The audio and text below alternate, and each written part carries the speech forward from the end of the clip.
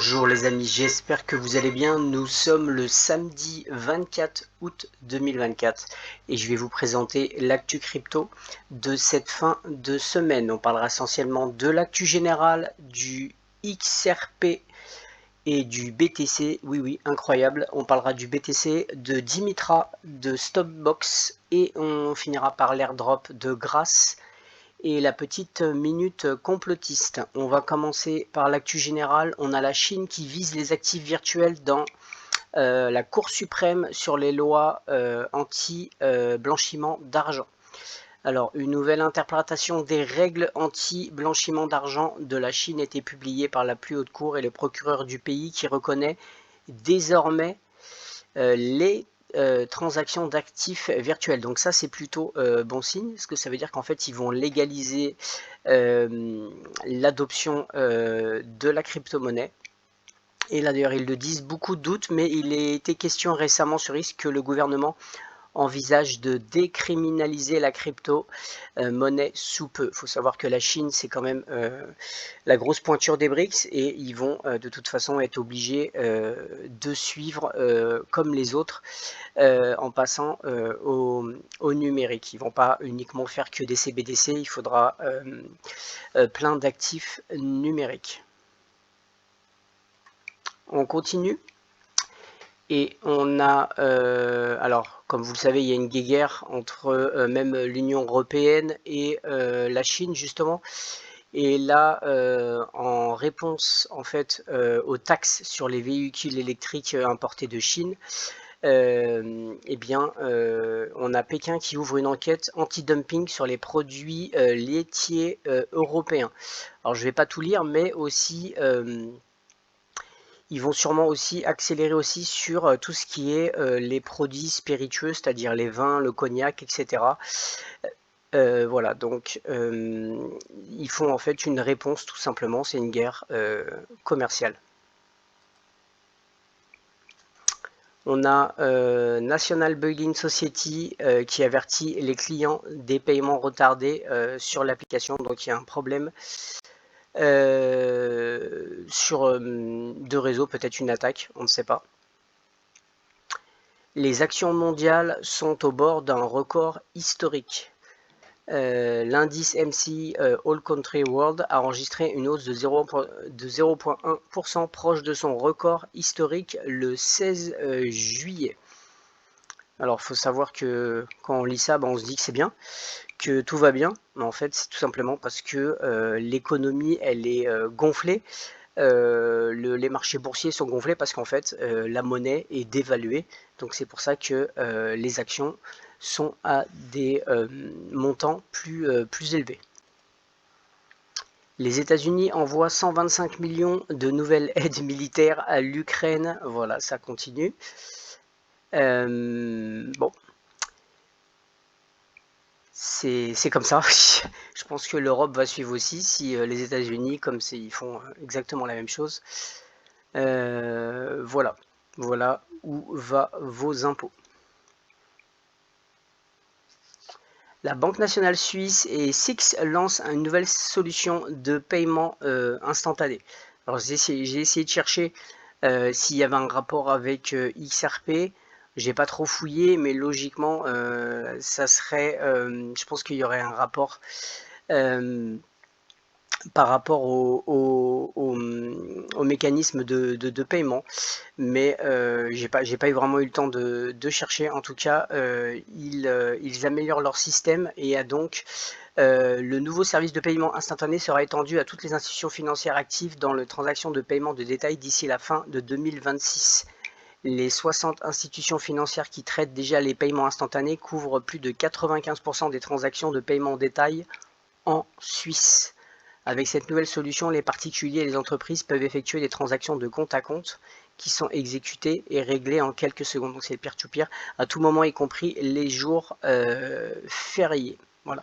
J'ai pas eu le temps de fouiller parce que c'est quand même non, il faut aller vraiment chercher dans les sur le site après sur les mécanismes de paiement, et puis c'est pas toujours facile à trouver parce qu'ils cachent les choses souvent, mais j'essaierai de voir par la suite quand j'ai le temps. On continue. Alors là, accrochez-vous, le Parlement ukrainien approuve l'interdiction des groupes religieux liés à Moscou. Une église est considérée comme une cible. Je préfère pas faire de commentaires. En tout cas, c'est l'église, c'est en tout cas c'est la chrétienté orthodoxe qui est visée. Voilà, pas de commentaires. Continuez à donner des sous à ces gens-là. On continue, Russian Feminist, alors là c'est en anglais, je peux pas le traduire, mais en gros, le Premier ministre de Russie nous informe qu'en fait il y a 90% du commerce bilatéral entre la Chine et la Russie sera en dehors du système américain du dollar. Donc ça continue. La dédollarisation, on continue. Tether annonce le développement, il va donc créer en fait un stablecoin qui va être payé sur en fait le dirham. Donc ça c'est aux Émirats Arabes Unis, je pense que c'est parce que là-bas il y a beaucoup de liquidités. Voilà. En parlant justement de la Russie et de la Chine, on a plus de 50 pays qui pourraient accepter le système de paiement BRICS et le lendemain, 159 pays sur le point d'adopter le nouveau système de paiement BRICS. Je pense que là, tout simplement, à un moment donné, les États-Unis ils n'auront pas le choix. Ils seront obligés d'aller aussi sur le numérique. Ils n'auront pas le choix. Imaginez 159 pays, c'est hallucinant.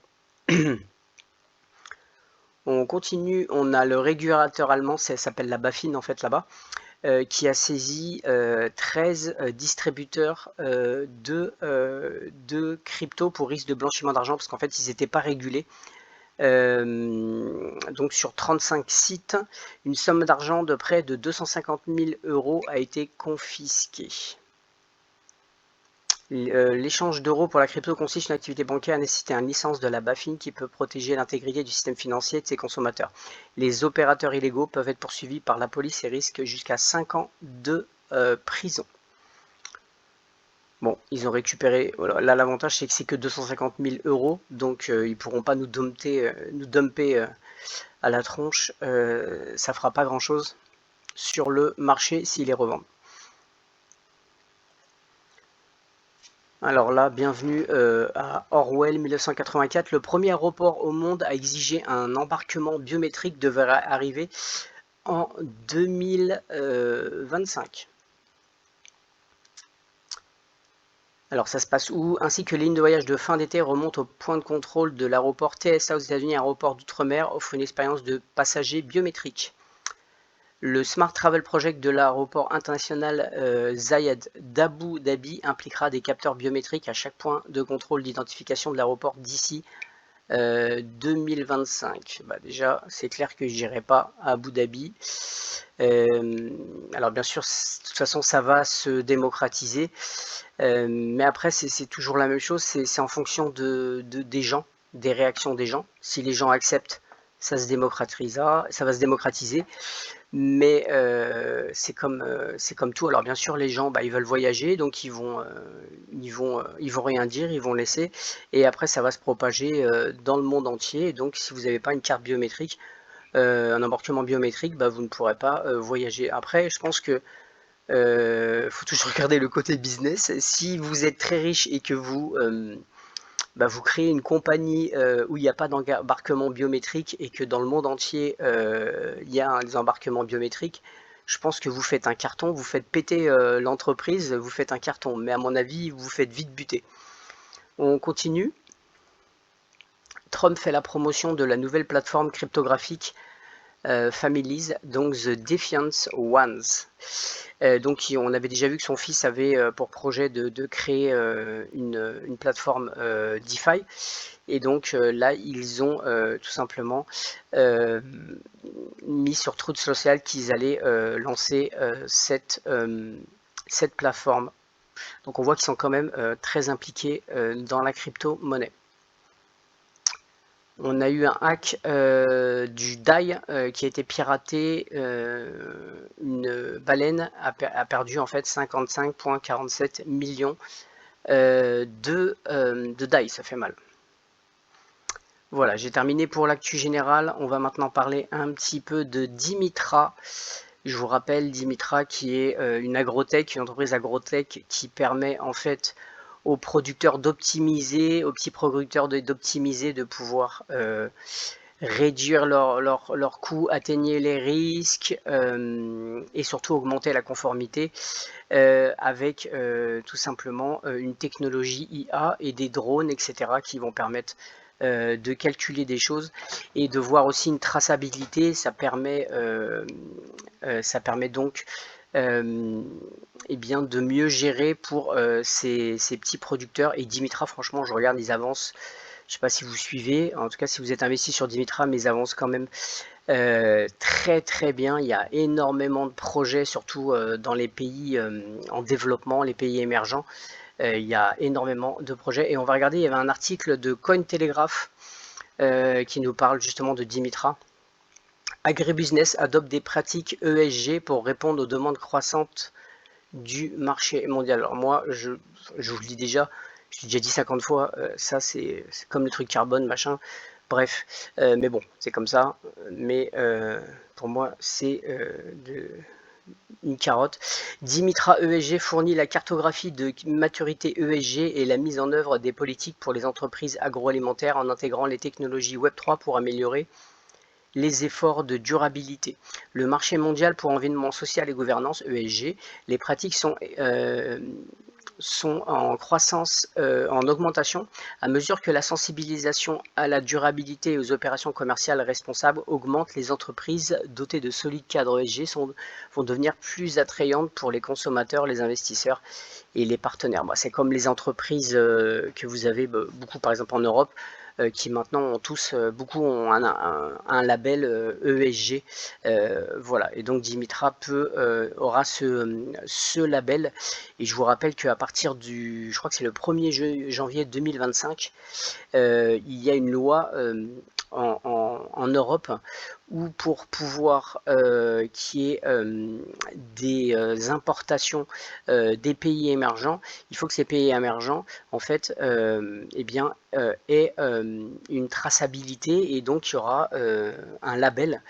Et Dimitra pourra donner ce label, par exemple pour l'exportation de café en Allemagne, etc. Et ils vont pouvoir donner ce label. Donc vraiment, ça risque d'exploser pour Dimitra, je pense, l'année prochaine. On va juste aller regarder d'ailleurs le prix de Dimitra.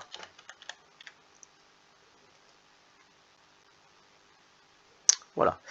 Là, on voit aujourd'hui, il a augmenté de 15%, il est passé à 0,7, il est assez volatile, hein, mais il faut bien comprendre que ce truc-là son plus haut high all time high, je crois que c'était 6 euros.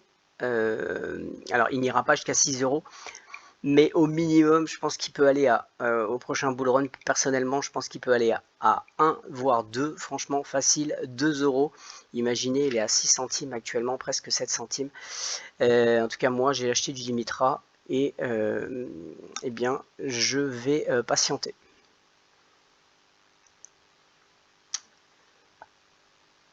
On continue, encore une petite nouvelle sur Stobox.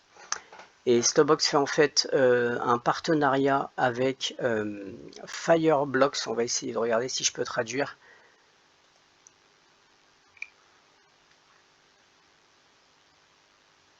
Hop.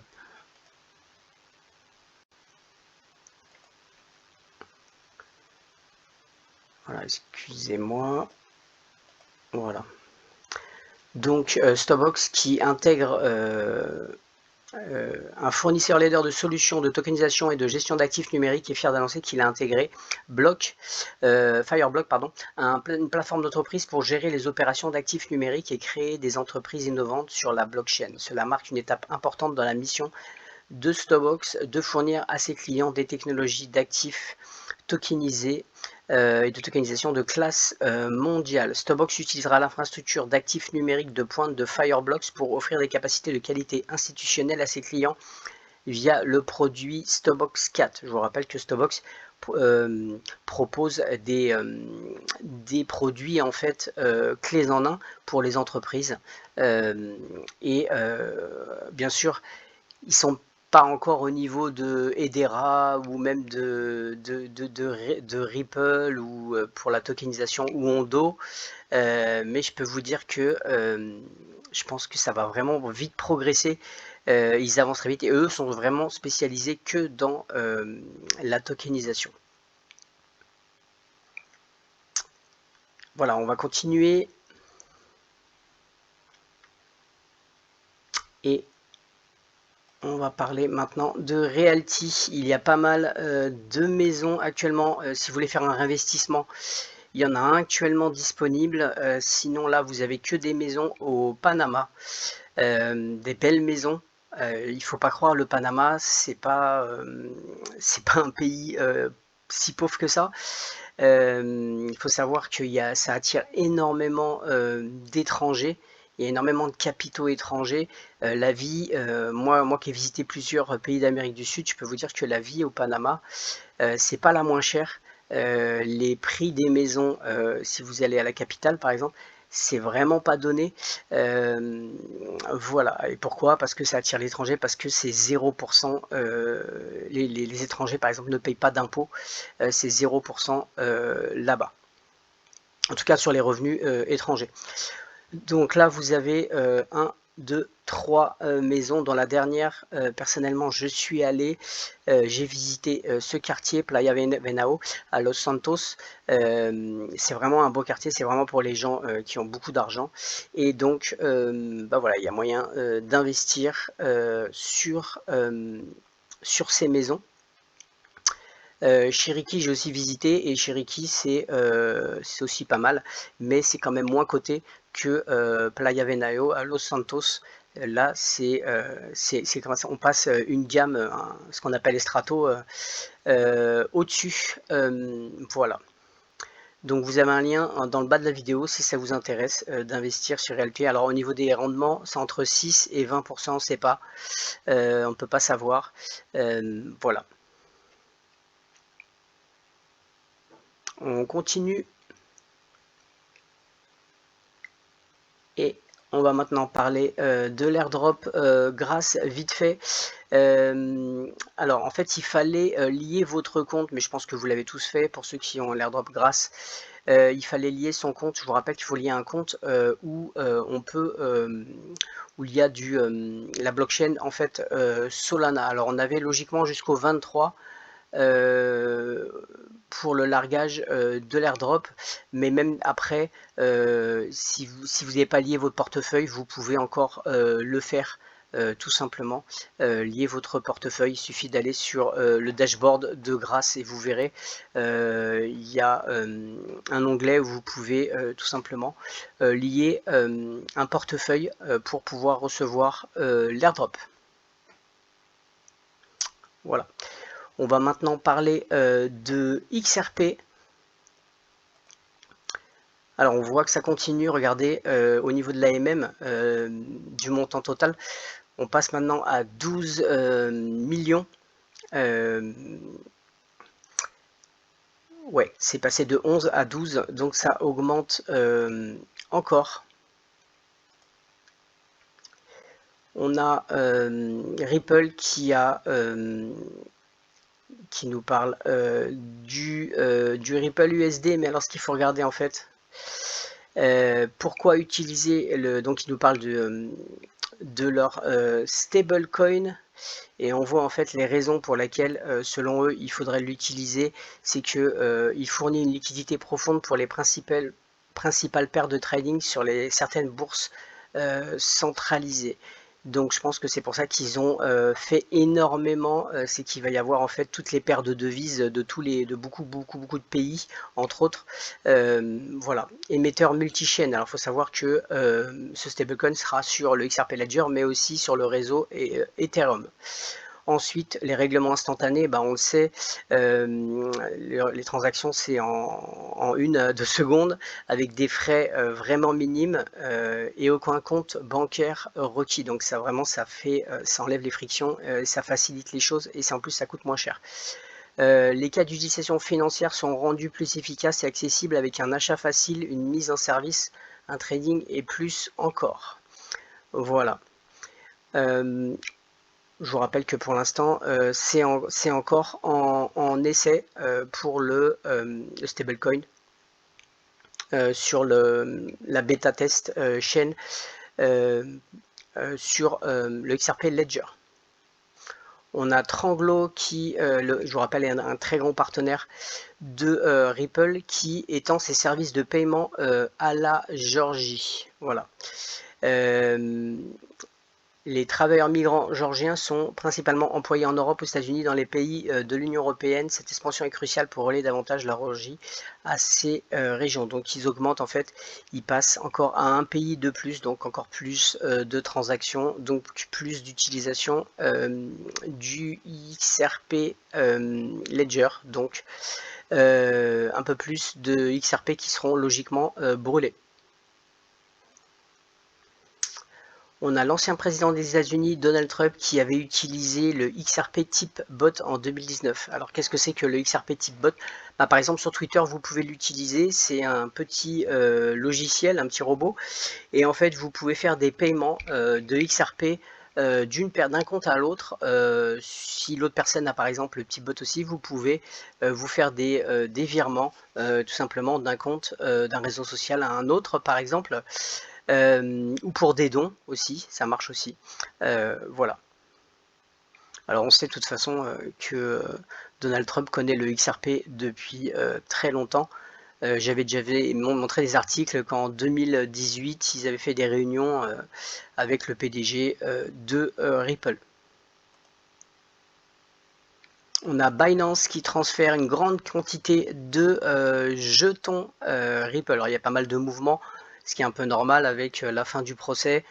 Il y a des gens qui spéculent, on ne sait pas s'il va y avoir appel ou pas. Au niveau de la dominance, on a une petite amélioration quand même. Sur le mois, on voit ça a augmenté de 5% la dominance du XRP. Et là, une super nouvelle, on va essayer de voir ça. Voilà. Bank of America ici, ça a été rajouté sur le site de Ripple, donc le partenariat. Et là, accrochez-vous. Ça, c'est sur le PDF de la Banque justement d'America. On va aller voir ça. Je vais essayer d'augmenter. Voilà, vous voyez la figure 7. Je vais essayer de le... Hop.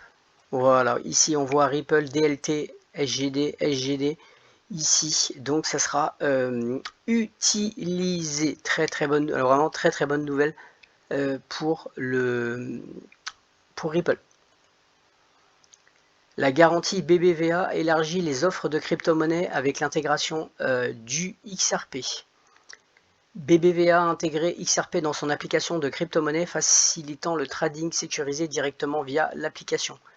Avec l'ajout de XRP, l'application prend désormais en charge un total de 6 crypto-monnaies, améliorant ainsi son utilité, son accessibilité pour les utilisateurs. On voit quand même qu'il y a vraiment beaucoup de plus en plus de bonnes nouvelles. Il y en avait déjà même pendant le procès et là à la fin du procès. Mais imaginez si le procès se termine, vous allez en avoir une avalanche de partenariats qui vont encore plus arriver. Un document de Ripple montre que le XRP est le véritable or numérique pour les banques. Alors, un récent post de, je ne sais pas si ça s'appelle Smoke, quelque chose comme ça, un passionné de crypto bien connu met en évidence ses possibilités en utilisant une documentation convaincante des documents Ripple. La vision de Ripple tourne autour de l'utilisation de XRP pour résoudre les problèmes de liquidité que les banques rencontrent souvent lors du traitement des paiements transfrontaliers. Traditionnellement, les banques détiennent des réserves importantes dans différentes devises pour répondre aux exigences des transactions internationales. C'est ce qu'on appelle les comptes Nostro Rosso. Et ces réserves restent dormantes, créant des inefficacités. XRP offre une alternative en permettant aux banques de transférer de la valeur instantanément sans avoir besoin de tenir ces vastes réserves de trésorerie. En fait, ce qui vous explique, c'est que XRP va permettre aux banques de éliminer les comptes Nostro Rosso et à la place, ils utiliseront l'XRP. Imaginez la galère des banques à chaque fois qu'il y a des transactions. ils doivent détenir dans leur compte des devises, mais des devises de tous les pays, ce qui fait que ça fait un nombre de liquidités qui est bloqué, en fait, d'argent qui est bloqué, qui est énorme. Et en fait, XRP permettra justement de débloquer ça. Et ça peut aider aussi par rapport aux normes qui vont arriver de Basel III, où là, on oblige un certain montant, certains pourcentages de garder, etc. Avec le XRP, là, on est tranquille. Voilà, donc encore, bon, ça on le savait déjà.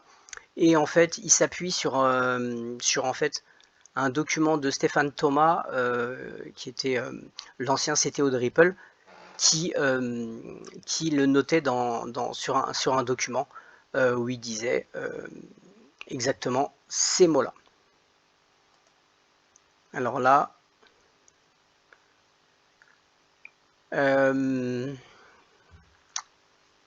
cette fois-ci, on a Marvin Sunday, un développeur du XRP Ledger connu sous le nom de Marvin Sunday 4, a accusé RippleX et Ripple de ne pas avoir indemnisé les participants du programme XRPL Ambassadeur. Le programme a officiellement pris fin le 20 décembre 2023 et les allégations de Marvin ont jeté un doute sur l'efficacité des stratégies d'engagement communautaire de Ripple.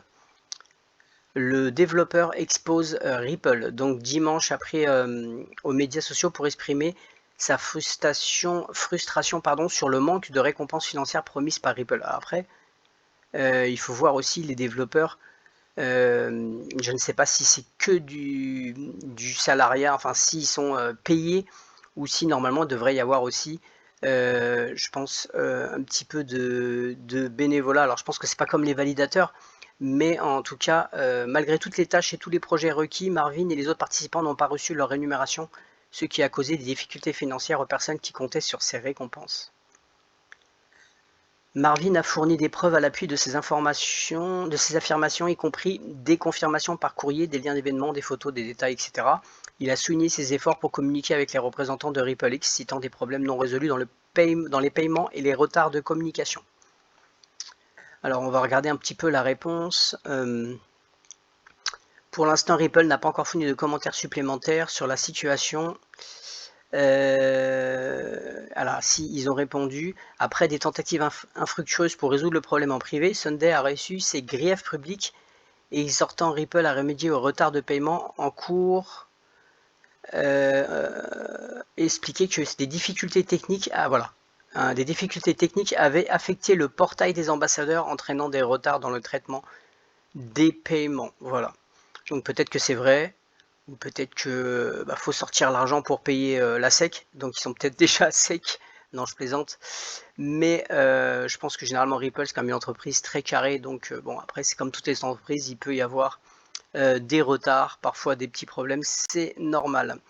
On a Ripple qui émet 185 RLUSD pendant des tests bêta privés. Je crois que même c'est monté à 200, j'ai vu récemment.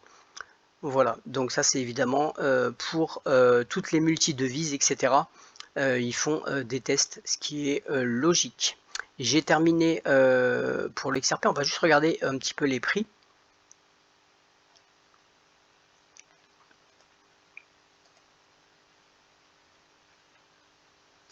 Le Bitcoin, on voit que depuis l'annonce la vendredi de Jérôme Powell, où en fait le marché il anticipe que il risque d'y avoir une coupure en septembre des taux d'intérêt, eh bien on a le Bitcoin qui a bien pompé et qui est à 64 000 déjà. XRP se comporte pas mal, il est à 6,16, je pense qu'il va encore monter. Donc de toute façon tout est dans le vert. Bon, ça fait du bien. Après, les altcoins étaient tellement été massacrés que ça fait un peu de bien. Après, il faut bien comprendre que il faut, si vous avez acheté en bas, bon après je suis pas conseiller financier, mais bon, quand vous avez fait des 100% ou 200%, ça peut être intéressant de prendre des gains quand même. Voilà. Surtout qu'on verra à la fin, mais il y a sûrement un événement qui va tout faire cracher. Et moi, je vais vous montrer celui qui se comporte le mieux de tous mes investissements pour l'instant. C'est CKB qui a pris dans la semaine 43%. Je prends pas de gain parce que je l'avais acheté il y a plus d'un mois et je suis toujours dans le négatif en fait. Mais il reprend du poil de la bête et il a vraiment du potentiel CKB. Voilà, j'ai presque terminé. On va maintenant parler de quelque chose que je ne parle jamais, du BTC. J'ai rien contre le BTC, mais moi, de toute façon, le BTC et le XRP, c'est les mêmes développeurs, c'est les mêmes qui ont créé en fait ces deux coins, sauf que c'est pas la même utilité. Donc je vais pas cracher sur le Bitcoin. Pour moi, ça n'a pas d'utilité, c'est juste, comme ils disent, une réserve de valeur. Mais ils ont une réserve de valeur vraiment sur la confiance. Et c'est là qu'on veut nous emmener quand vous voyez que tous les institutions, etc., achètent du Bitcoin. Moi, ce qui me plaît pas, c'est que c'est complètement centralisé. À la base, ça devait être décentralisé, mais c'est complètement centralisé. BlackRock en détient presque, je crois, je sais plus, 8%, quelque chose comme ça. Vous avez des grosses baleines, c'est-à-dire des institutions qui en détiennent énormément aussi. Et en fait, c'est comme Wall Street, c'est-à-dire que ça va être complètement manipulé. Et c'est le but en fait. C'est le but, c'est de vous faire passer au numérique, mais après, ça sera la même chose. Les marchés seront manipulés. Par contre, je vois beaucoup de gens dans la communauté, par exemple de XRP, qui crachent sur le Bitcoin en disant qu'il sert à rien, qu'il va s'écrouler. Honnêtement, je ne suis pas sûr que le Bitcoin, déjà ils en ont besoin pour l'instant un petit peu pour attirer, c'est le cheval de Troie pour attirer les gens, mais même par la suite, je suis pas certain. Bien sûr, il y aura moins en moins, comme il n'a pas d'utilité, il y aura peut-être, il suffit qu'il y ait une petite crise de confiance pour que ça puisse chuter, etc. Mais ça sera maintenu par les institutions, par les gouvernements, etc. Mais moi, je vois d'autres possibilités sur le BTC et je vais donc juste vous montrer quelques petites choses. Voilà, la plus grande société d'énergie électrique du Japon est sur le point de commencer à exploiter le BTC. Le Tokyo Electric Power Company, TEPCO, c'est vraiment une des plus grosses sociétés d'énergie au Japon, un concepteur et développeur local de semi-conducteurs pour exploiter le Bitcoin avec un excès d'énergie à travers le pays. C'est-à-dire qu'ils vont utiliser en fait l'énergie des mineurs de Bitcoin pour ensuite pouvoir eh bien, faire chauffer, etc. Enfin, pouvoir cette énergie l'utiliser pour les Japonais. Donc, on voit que le Bitcoin peut avoir une utilité avec les mineurs de Bitcoin. Un projet pilote a déjà été mis en place dans les locaux du bureau de TEPCO Power Grid dans la région métropolitaine de Tokyo. Selon le communiqué, nous avons commencé des expériences pour confirmer le comportement du système et l'impact sur le réseau électrique lorsque l'équipement est utilisé avec une grande quantité de puissance sur l'échelle de 1500 kW et avons confirmé que l'équipement peut fonctionner normalement. Alors on va aller regarder un autre article. C'est une filiale de TEPCO qui s'appelle Agile Energy X, une filiale de TEPCO qui commence à stocker de l'énergie renouvelable en Bitcoin. L'excédent d'énergie renouvelable est un défi et la plupart des gens disent qu'il peut être stocké dans des batteries de stockage du réseau ou sous forme d'hydrogène. Cependant, TEPCO Power Grid estime qu'il est beaucoup plus logique de le stocker à l'aide de tout stockage existant dans un espace cyberphysique tel que le stockage d'eau chaude, dans les chauffe-eau, pompes à chaleur, le stockage dans les véhicules électriques, autres moyens de mobilité électrique, les portefeuilles Bitcoin et la sagesse de l'intelligence artificielle. Notre filiale Agile Energy X a déjà commencé à stocker de l'électricité renouvelable sous forme de Bitcoin. Nous visions établir rapidement une solution qui contribue à freiner l'augmentation du nombre d'installations de réseaux en allégeant la congestion du réseau causée par l'augmentation de l'interconnexion des réseaux de sources d'énergie renouvelable. Donc ils se servent en fait des mineurs du Bitcoin pour produire tout simplement l'énergie qui est en trop, le récupérer. Maintenant, est-ce que cette énergie qui est produite par les mineurs du Bitcoin, elle est propre? Ça, c'est une autre question. Et vous voyez là, par exemple, le président du Salvador affirme qu'il offrira de l'énergie géothermique volcanique au centre de données des miniers du Bitcoin. Donc il y a quand même toujours en fait, cette volonté, pareil au Nebraska, on a, alors là, ils ont vraiment, ils vous ouvrent les portes. Si vous êtes un mineur du Bitcoin, on vous ouvre les portes, tout simplement. Et pareil, il y a des projets pour ce qui est de récupérer en fait les chaleurs, enfin l'énergie qui est en trop pour les mineurs du Bitcoin pour le récupérer. Voilà. Donc on voit qu'il y a quand même des pays qui essayent de faire des choses avec le Bitcoin. Et là, je ne vais pas tout vous mettre, mais vous avez quand même une grosse conférence. C'était en 2004 au Summit de Londres.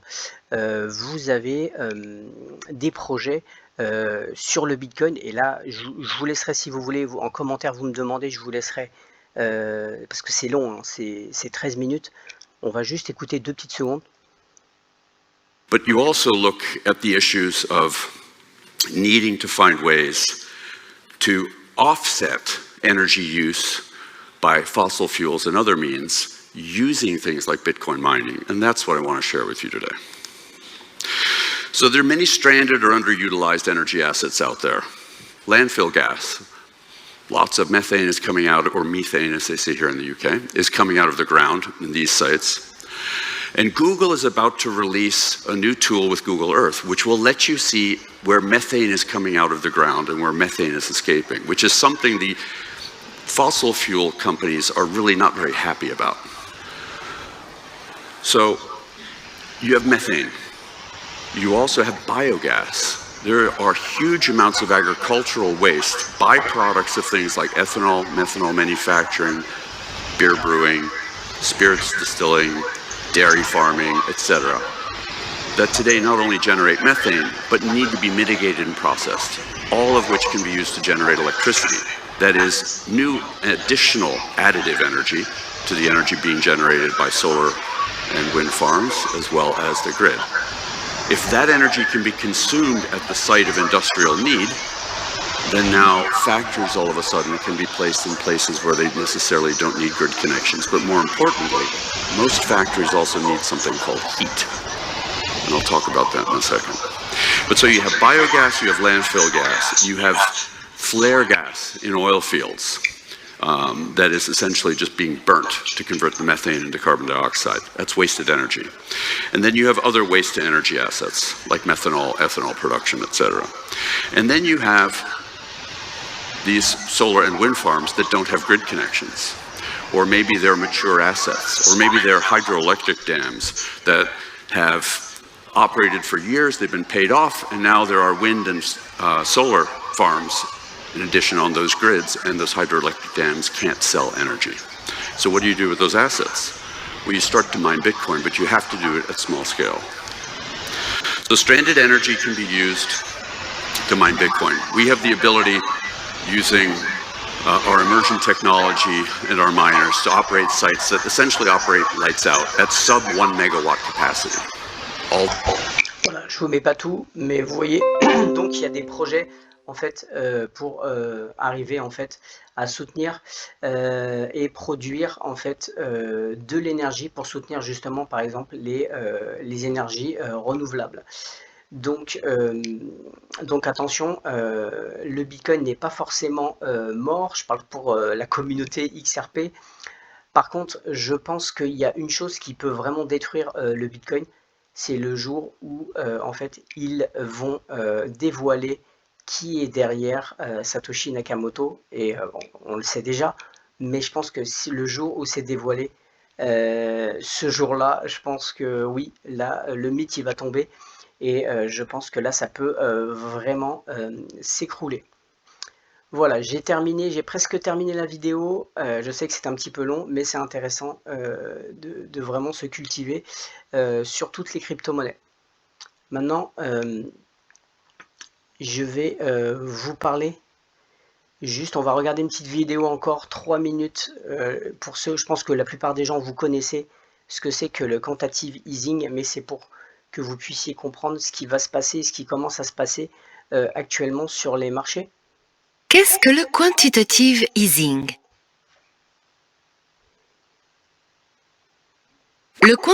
Alors, c'est une vidéo de la Banque de France. Maintenant, elle va vous expliquer qu'est-ce que c'est que le quantitative easing. Par contre, elle vous donne aussi ce que va faire le quantitative easing. Honnêtement, vous pouvez laisser en commentaire et me dire si vous êtes d'accord avec ce que dit la Banque de France. Perso, je ne suis pas tout à fait d'accord avec ce qu'elle dit, mais sur le mécanisme de quantitative easing, bon bah ça oui, il n'y a pas de souci. Maintenant, sur les conséquences de ce quantitative easing, je ne suis pas tout à fait d'accord avec. Vous pouvez laisser en commentaire, mais on va regarder la vidéo qui dure 3 minutes. Quantitative easing fait partie des outils de politique monétaire non conventionnelle déployés par les banques centrales lorsque les outils habituels, dits conventionnels, ne sont pas suffisants pour contrer un risque de baisse généralisée des prix qu'on appelle déflation. En effet, la bonne santé d'une économie se traduit notamment par un taux d'inflation maîtrisé. Les prix augmentent un peu, mais pas trop, de manière prévisible. Cela permet par exemple aux entreprises d'anticiper leurs coûts futurs, donc d'investir, de créer des emplois, ce qui dynamise la demande de biens et de services, et donc la croissance. Cela éloigne également le risque de déflation. C'est précisément pour cela que les banques centrales, et notamment l'Eurosystème, la Banque centrale européenne et les banques centrales nationales des pays de la zone euro, mènent des politiques monétaires visant à maintenir le taux d'inflation autour de 2% à moyen terme. Afin d'atteindre cet objectif, elles disposent d'outils conventionnels, le principal étant la fixation de leur taux d'intérêt directeur. Mais lorsque ceux-ci ne sont pas suffisants pour contrer le risque de déflation, comme durant la crise de 2008, les banques centrales peuvent avoir recours à des politiques monétaires non conventionnelles, telles que le quantitative. Et c'est donc ce qui va commencer à arriver là, actuellement sur les marchés. Ils vont faire le quantitative easing, même s'ils le font déjà un petit peu, par d'autres intermédiaires, comme par exemple la guerre, en envoyant des millions. Easing ou assouplissement quantitatif.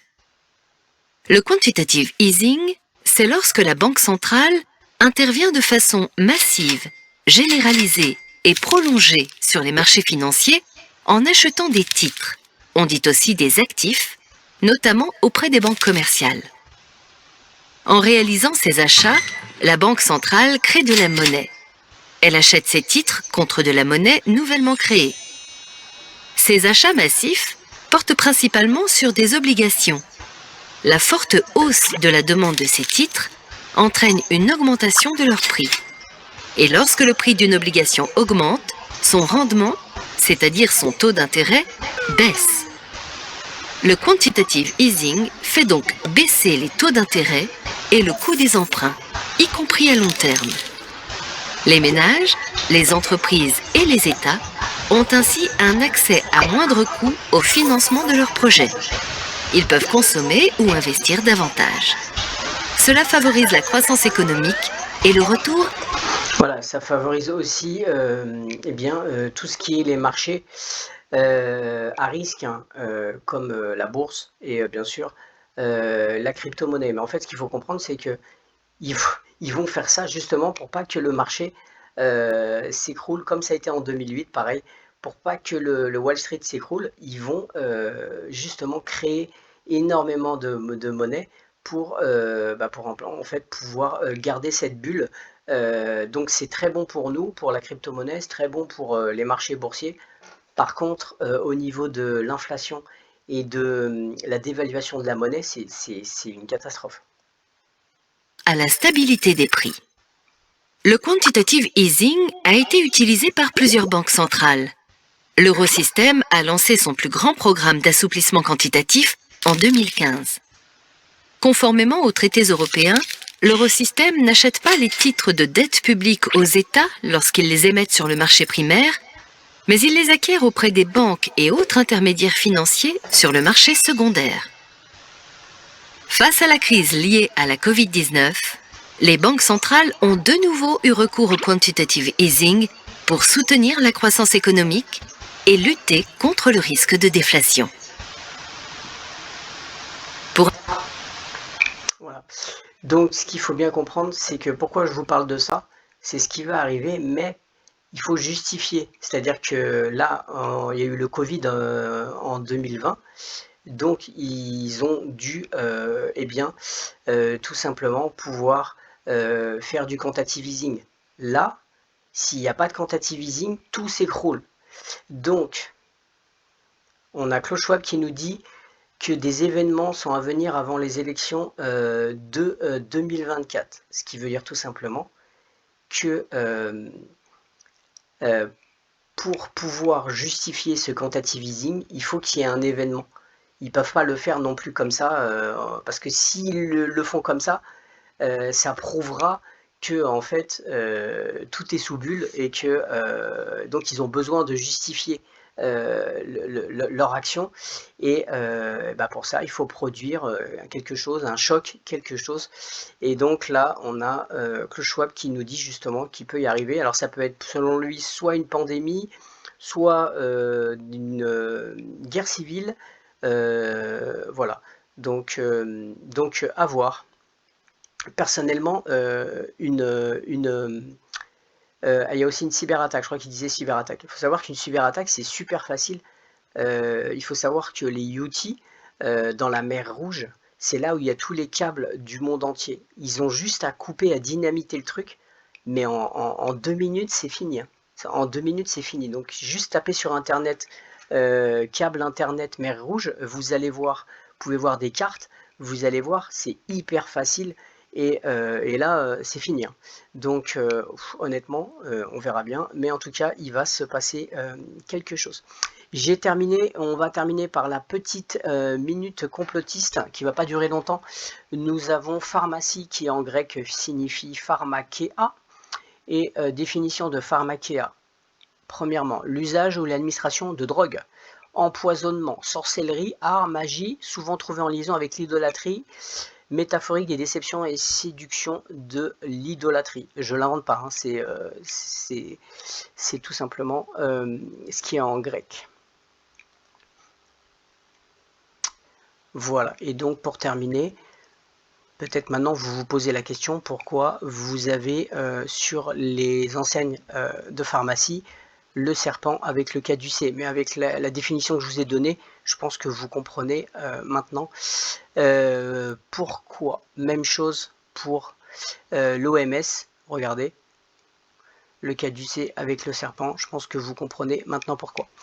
J'ai terminé pour cette vidéo. N'hésitez pas, pour l'instant on est au début, mais je pense que ça va vraiment, dès que le Bitcoin va atteindre son plus haut historique, je pense qu'après la dominance du Bitcoin va chuter et je pense qu'il y aura une petite saison de altcoin avant que, ça va être court, avant que il se passe quelque chose, un événement, pour qu'ils puissent faire leur quantitative easing après. Voilà, donc j'ai terminé, n'hésitez pas à liker, à vous abonner et à très bientôt. Bon week-end à vous.